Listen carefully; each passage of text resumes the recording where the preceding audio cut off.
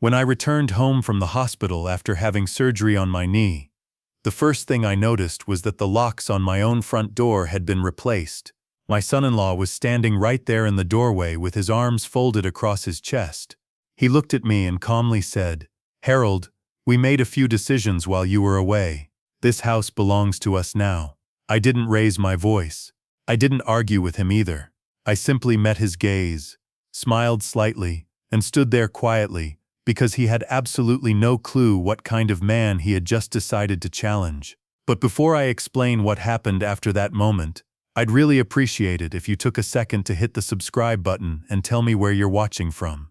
Every story I share here is drawn from real experiences, real hardships, and real-life lessons. Your support truly means more than you might realize. Now let me take you back to where it all began. My name is Harold Brennan. I'm 67 years old, and I've spent the last 41 years living in the same house in Millbrook, Ohio. I built most of it myself, using nothing but my own hands and years of hard work. Carpentry was my trade, and I spent 35 years shaping raw wood into things that actually mattered: kitchen cabinets, front porches, sturdy furniture. My wife June always joked that if I talked to a piece of lumber long enough, I could make the whole tree start singing. June passed away 3 years ago. Breast cancer. It only took 8 months to steal her from me, quick and merciless. After she was gone, the house suddenly felt enormous and painfully silent. Some nights I'd wander the halls and swear the faint scent of her lavender perfume was still in the air. Her reading glasses were still resting on the nightstand. Her gardening gloves still hung beside the back door. I just couldn't bring myself to touch any of it, because this place was never just boards and nails to me. It held every memory we ever created together.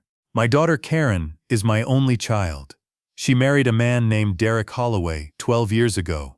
If I'm being truthful, I never warmed up to him. There was always something about the way he shook a man's hand too tight, too forceful, like he was constantly trying to prove he was tougher than everyone else. But Karen loved him, and for me that was what mattered most. As a parent, you don't get to decide who your children give their hearts to. All you can do is hope they've chosen well. About a year and a half ago, Derek lost his job at the manufacturing plant. They called it layoffs. About 3 months later, Karen called me in tears. She told me they had already fallen 3 months behind on their rent, and the landlord was about to throw them out of their apartment. Through the crying, she asked if they could move in with me for a while, just until Derek managed to find another job. What was I supposed to tell her? She's my daughter, my only child, the same little girl who used to curl up on my chest and fall asleep while we watched baseball on TV. So of course I said yes. I cleared out the guest room, picked up a fresh set of sheets, and convinced myself that having people around the house again might not be such a bad thing. At first, things went smoothly enough. Karen helped with chores around the house, and in the evenings we'd sit out on the porch talking about her mother and remembering old times. Derek mostly stayed quiet and kept to himself. He was always glued to his phone, always saying he was searching for the next opportunity. I didn't press him about it. A man has his pride, especially when life has knocked him down a few pegs. But after a while, things slowly began to change. It started with small things. One day, Derek rearranged my entire living room without even mentioning it to me first. He said the way the furniture was set up didn't make sense and needed to be more efficient. Then the complaints started rolling in, about the thermostat being set wrong, the water pressure in the shower, even the way I organized my own garage. One morning I walked downstairs and discovered June's china cabinet had been moved down to the basement. When I asked Karen what happened, she just shrugged and said, "Derek thought it was taking up too much space." Too much space. In my own home, that cabinet had been a wedding gift from June's mother. It carried 40 years' worth of memories, and they had shoved it into the basement like it was nothing but clutter. Still, I kept my mouth shut. I told myself they were just under a lot of pressure, and things would calm down once Derek found another job. Except that job never seemed to come. Months slipped by, and every position he applied for somehow fell through. One was too far away. Another didn't pay enough. Another was supposedly beneath his skill level. There was always some kind of excuse. Meanwhile, I watched him spend his days stretched out on my couch playing video games and ordering takeout with money that sure wasn't his. Then came the knee surgery. I had been putting it off for years, but eventually the doctor told me there was no more waiting. The surgery itself went smoothly, though the recovery meant I'd have to stay off my feet for several weeks. Karen assured me she would handle everything around the house while I was in the hospital. In the end, I was there for 5 days. That Thursday afternoon, when the taxi dropped me off in front of my place, I felt something was wrong before I even stepped out of the car. The porch light, the one I installed myself the week after June and I moved in, was gone. In its place was some sleek modern fixture that looked like it belonged in the lobby of a fancy hotel. My chest tightened as I slowly made my way up the walkway on my crutches. That's when Derek opened the door. He didn't offer to help me up the steps, didn't ask how the surgery went.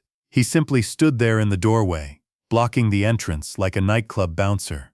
"Harold," he said flatly, "we need to talk." I glanced past him into the house. The walls had changed. The warm beige color June had carefully chosen years ago was now replaced with a cold shade of gray. The family photographs that once lined the hallway had completely disappeared. "What happened to my house?" I asked, my voice barely steady. Derek smiled, but it wasn't a kind smile. It was the sort of grin a man gives when he believes he's already won the fight. "We made a few upgrades," he said casually. "Karen and I discussed it while you were recovering. You're getting older, Harold. Managing this place on your own isn't really possible anymore. So we're officially stepping in and taking over." I just stared at him. Taking over. He nodded like he was explaining something simple to a child. "From here on out, we'll be running things. Finances, maintenance, all the decisions. You just concentrate on resting." "This is my house," I said slowly. "My name is on the deed." That was when Karen stepped into view behind him. My daughter. The girl I raised. The one I spent my entire life sacrificing for. She couldn't even look me in the eye. "Dad," she said quietly. "Derek's right," she said softly. "It's really for the best. You're not as sharp as you used to be, Dad. We're just trying to help." Not as sharp. Those 3 words cut deeper than any surgeon's knife ever could. "Let me into my house," I said firmly. Derek paused for a moment, then stepped aside with an exaggerated sweep of his arm like he was putting on some kind of performance. "Welcome home, Harold, to our home." I stepped inside, and my stomach sank almost immediately. The changes weren't just surface level. June's antique rocking chair, the one she used to rock Karen in as a baby, was gone. The handmade quilt her grandmother had stitched by hand had vanished too. The kitchen was completely rearranged. My tools, my paperwork, my personal files, everything had been moved somewhere else. My heart started racing as I made my way down the hall toward my bedroom. When I pushed the door open, I stopped cold. It wasn't my bedroom anymore. The queen bed June and I had shared for decades was gone, replaced by a huge king-sized frame. The walls had been painted a deep navy blue. Derek's clothes were hanging in the closet, and his watches were neatly lined up across the dresser. "What is this?" I whispered. Karen stepped up behind me. "We moved you into the back room, Dad.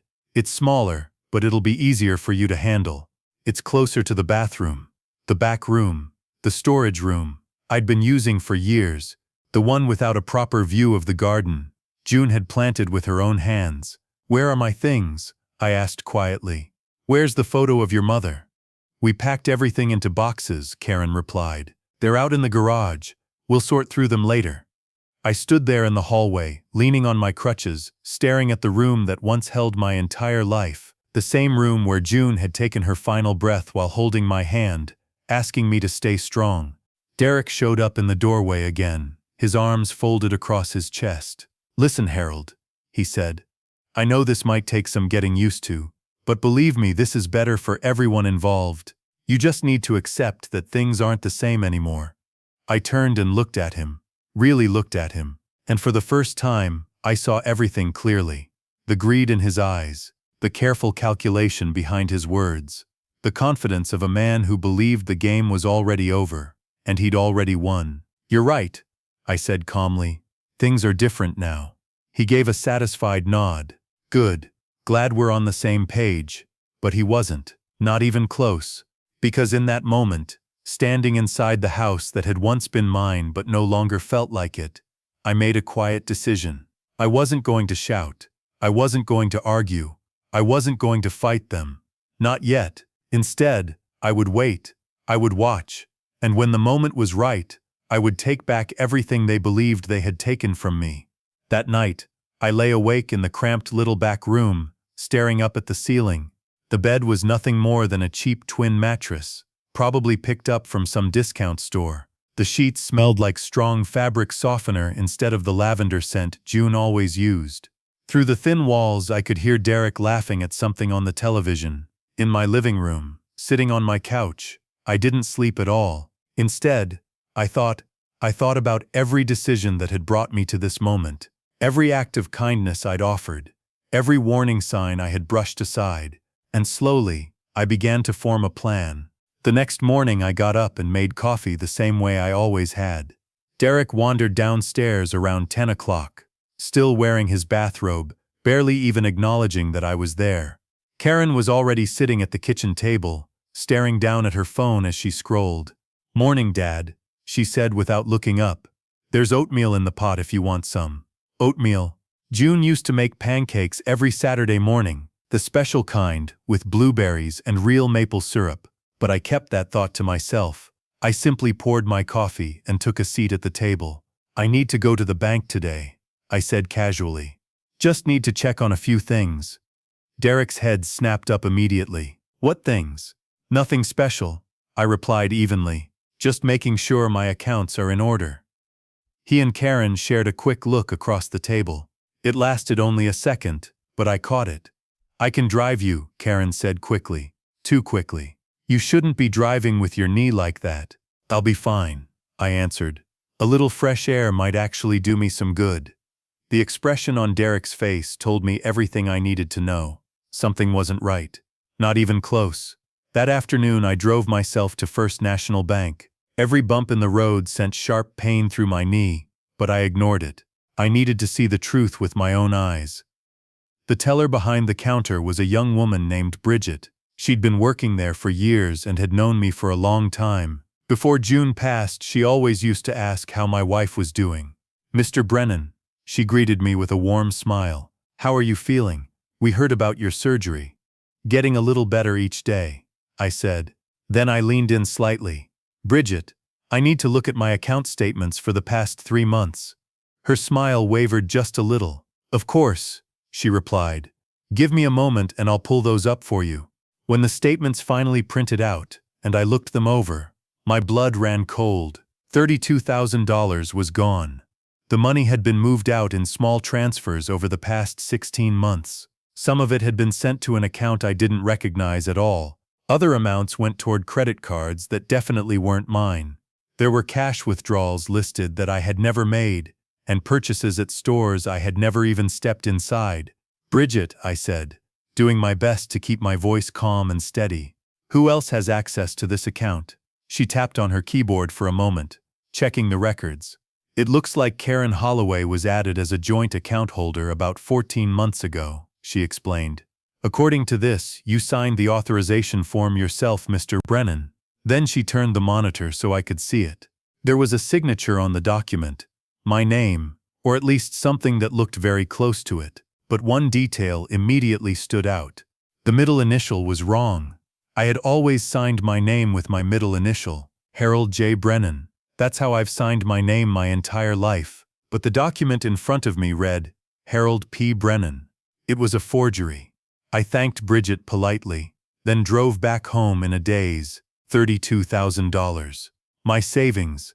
The money I had carefully set aside for emergencies, for my grandkids' futures, for whatever years I had left, gone, taken by my own daughter and the man she married. When I walked back into the house, they were both standing in the kitchen preparing dinner like nothing had happened. Derek even flashed me a smile. "Hey Harold," he said casually. "How'd your errand go?" I looked straight at him, really looked this time. Then my eyes shifted to Karen, my daughter, the little girl I had rocked to sleep more nights than I could count. The same child I had taught how to ride a bike, how to drive a car, even how to balance her very first checkbook. "Fine," I said calmly. "Just fine." I went back to my small room and shut the door behind me. I didn't cry, I didn't shout. I simply sat down on that cheap mattress and took slow breaths until the trembling in my hands finally stopped. Then I picked up the phone and called my grandson.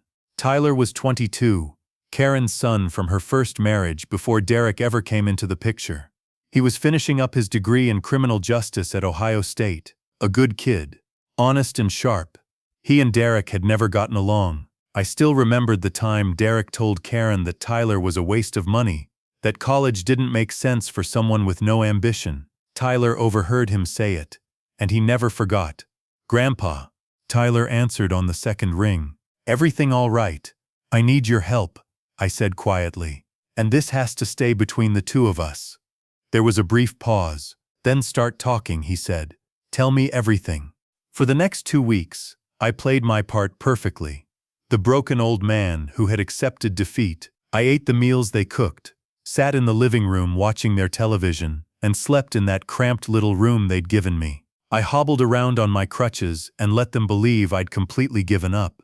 Meanwhile, Derek's confidence grew stronger every single day.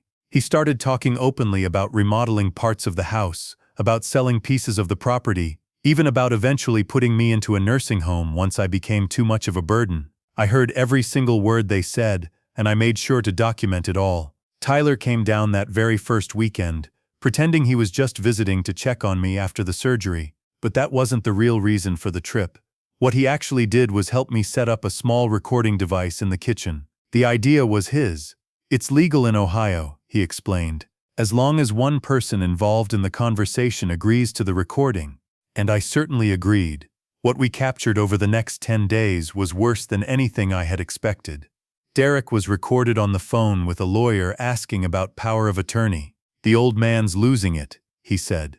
"Forgets things, repeats himself all the time. We just need the right paperwork so we can take control of his assets." Karen went along with it, talking about putting down early onset dementia on medical forms. "It's not really lying," she said at one point. "He is getting older. We're just protecting him." Then there was Derek bragging to a friend about the house. "Once he's in a home, we sell this place for 300 grand easy, maybe more. The location alone makes it perfect for developers. Every word, every scheme, every lie, all of it captured on tape." While that was happening, Tyler started digging into their finances. What he uncovered shocked even me. They weren't just struggling, they were buried in debt. Derek had racked up gambling losses totaling more than $40,000. Karen had maxed out 3 separate credit cards trying to keep up appearances. They owed money to practically everyone. Family members, old friends, even a loan shark over in Cleveland. To them, my savings account wasn't just extra money. It was their lifeline. The only way they saw to dig themselves out of the hole they'd created. By the time that second week ended, I had gathered everything I needed. That's when I contacted a lawyer named Morris Webb, an old friend of June's brother. Morris was sharp as a tack and could be mean as a rattlesnake when the situation called for it. I laid everything out in front of him, the forged signature, the recordings, the bank statements. He listened carefully without interrupting, then leaned back in his chair and gave a slow smile. "Harold," he said, "you've got them dead to rights. This is fraud, elder financial abuse, maybe even conspiracy. We're talking felony charges here." "What are my options?" I asked him. "You could press charges," Morris replied. "If you do, they'll very likely end up facing prison time." Then he paused for a moment. "Or, you could give them a choice. Full repayment of the money, immediate surrender of any claim to your property, and they walk away without criminal charges." I sat there thinking about it for a long time. Karen was still my daughter. No matter what had happened, a part of me still remembered the little girl who used to run in from the backyard with a handful of dandelions, proudly calling them flowers. But then other memories came rushing in. June's rocking chair gone, her quilt missing. The photograph from our wedding day stuffed into a box in the garage like it was worthless. They hadn't just taken my money, they had tried to erase my entire life. "Arrange a meeting," I finally said. "Tomorrow." The next evening, Friday, Morris and Tyler came to the house with me. Karen and Derek were sitting in the living room watching television when we walked in. The look on Derek's face when he spotted the lawyer standing beside me was almost worth everything. "What's this about?" he demanded. "Sit down," I told them calmly. "Both of you." They slowly lowered themselves onto the couch. Karen looked confused. Derek looked uneasy. "Good," Morris said, setting a folder down on the coffee table. "Mr. and Mrs. Holloway," he began evenly, "we have gathered documentation showing wire fraud, forgery, and elder financial abuse. The evidence is extensive and includes recorded conversations." He pressed a button on a small recorder. Derek's voice suddenly filled the room. "Once he's in a home, we sell this place for 300 grand. Easy." Karen's face drained of color. Derek's jaw tightened. "That's illegal," he snapped. "You can't record someone without their permission." "Actually," Tyler said as he stepped forward, "in Ohio only one person involved in the conversation needs to give consent. And Grandpa gave it." Derek turned toward me, his face twisted with anger. "You set us up, you ungrateful old—" "Careful," Morris interrupted sharply. "Whatever you say next can and will be used against you." The room fell completely silent. I slowly pushed myself to my feet, leaning on my cane for support. My eyes settled on Karen, my daughter. Tears were already running down her face. "Dad," she whispered, "I'm sorry. I never wanted things to go this far." "I don't care what Derek wanted," I said quietly. "You still made your choice. You chose to go along with it. You chose to steal from your own father. And you chose to put me in a storage room while you slept in the bed where your mother died." Karen completely collapsed into tears. Derek, on the other hand, stayed seated, his expression hard and calculating. Morris calmly explained the terms: full repayment of the stolen money, along with interest, immediate surrender of any claim to my property, a signed written confession that would remain in escrow and only be filed if they ever violated the agreement, and finally, they had 48 hours to move out of the house. Derek started to protest, but Morris cut him off before he could get very far. "The alternative," Morris said coldly, "is criminal prosecution. The choice is yours." Karen signed the papers first. Her hands were shaking so badly she could barely keep the pen steady. Derek signed after her, his signature harsh and jagged across the page. 2 days later, I stood out on the porch and watched them load their belongings into the car. Karen walked toward me one last time. "Dad, please, can we talk about this?" she said through tears. "I'm still your daughter." I looked at her for a long moment, the little girl I once raised, and the woman who had betrayed me. "You're right," I said softly. "You are my daughter, and that's exactly why this hurts so much." She broke down again. Derek grabbed her arm and pulled her back toward the car. He never looked back. Neither did she. When their car finally disappeared down the road, I stepped back inside the house. The place was quiet again, but this time the silence didn't feel heavy. It felt like freedom. That evening, Tyler helped me carry June's china cabinet back upstairs where it belonged. We rehung the family photographs along the hallway walls. We placed her reading glasses back on the nightstand where they had always been. When everything was finally done, I stood quietly in my bedroom, our bedroom. And for the first time in a long while, I felt her presence again. "We did it, June," I whispered softly. "We kept our home." Over the months that followed, life slowly started settling back into place. Karen and Derek ended up moving to Indiana, staying with his sister for the time being. They're still paying back the restitution. Small amounts automatically taken out of their paychecks. I heard they separated last spring. A part of me still feels sorry for Karen, but in the end she made the choices that led her there. Tyler moved in with me after finishing college. He landed a job at the county prosecutor's office, helping people who've been victims of elder fraud. Every morning we sit out on the porch together with a cup of coffee, watching the sun rise over the garden June planted so many years ago. Sometimes people ask me if I regret how everything turned out, if I wish I'd handled it differently, and I always give them the same honest answer. Forgiveness doesn't mean allowing someone to hurt you all over again. It means letting go of the burden they left behind. I've forgiven Karen in my heart, but I will never forget what happened. And I will never again allow anyone to take what belongs to me. They thought they could take advantage of an old man, They believed I was too tired, too slow, too broken to stand up for myself. They were wrong. Because true strength isn't about shouting the loudest. It's about patience. It's about waiting until the moment is right, until you have every piece in place, and then making your move with absolute precision. My name is Harold Brennan. I'm 67 years old, and this is still my house. What would you have done if you were in my place? Tell me your thoughts down in the comments. I read every single one, and if you enjoy powerful true stories like this, make sure you subscribe to A Father's Wrath and turn on the notification bell so you never miss the next story of strength, justice, and real-life lessons. Until next time, take care.